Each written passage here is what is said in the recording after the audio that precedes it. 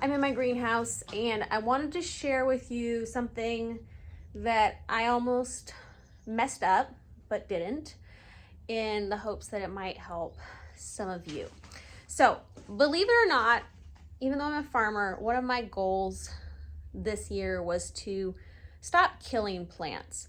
And I say that because a misconception is that farmers never kill plants. Trust me, we kill them all the time. We just keep planting them, and I'm no exception. So for me, that means if I get plug trays, plant them right away. Speaking of, I'm over here talking, and here's a plug tray that I got about 4 days ago, and have I planted it?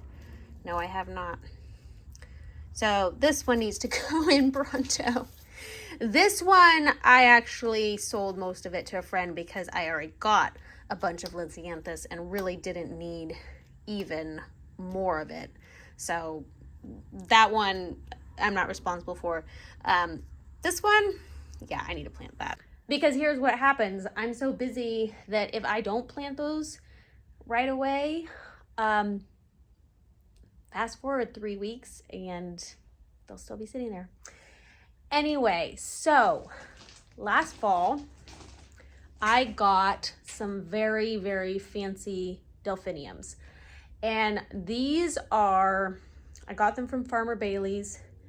They were bred by a couple in Scotland. They're fully flowering, gorgeous, gorgeous delphiniums. And delphiniums are very cold hardy. So I stuck them out in my high tunnel.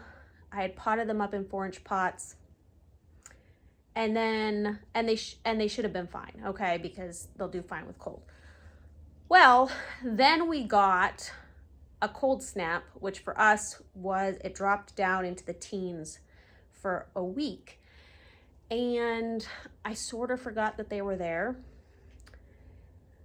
And I went and checked, and like the pots were just frozen solid. So I moved them back into this greenhouse and, crossed my fingers, hoped for the best. Well, all of the leaves on all of these delphiniums just died one by one. So here's the thing. You know that these are expensive when each one, I think, was $5 for a wholesale price. That is an expensive wholesale price. So I was looking at a few $100s worth of delphiniums, and I'm like, great. But I didn't lose hope, because delphiniums will die down naturally, and this is what happened. So you can see the leaves that originally died off, and you can see this one here, they had developed enough of a root system, thankfully, there's one down there too, that they're all starting to grow again.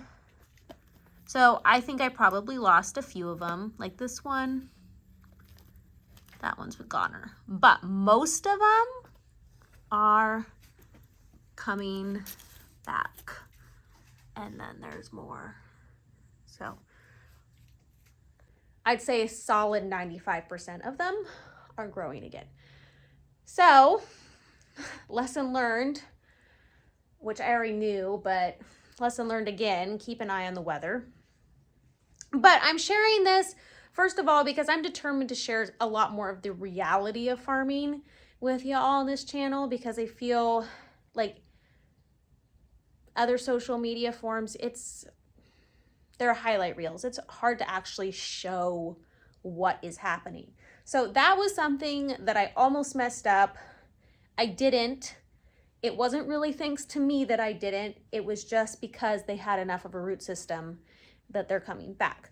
But that being said, if you have cold hardy perennials established in your garden beds and you get hit with like a sudden cold snap and they all seem to die, there's a good chance that they will come back if they had a good root system in place. So don't lose hope. Just wait until spring and things warm up and see what happens.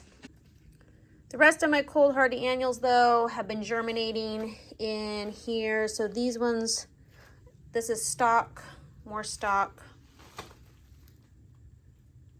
This is perennial scabiosa. This one is 2, and then I have teeny tiny snapdragons that are starting to sprout.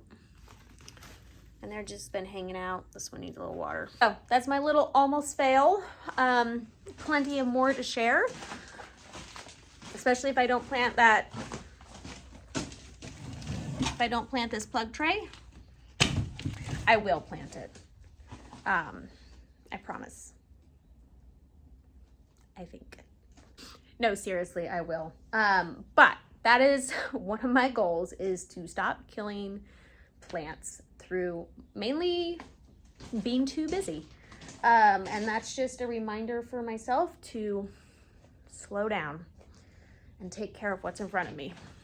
So follow along if you want to see more of the reality of farming, because I'll be sharing a lot this year.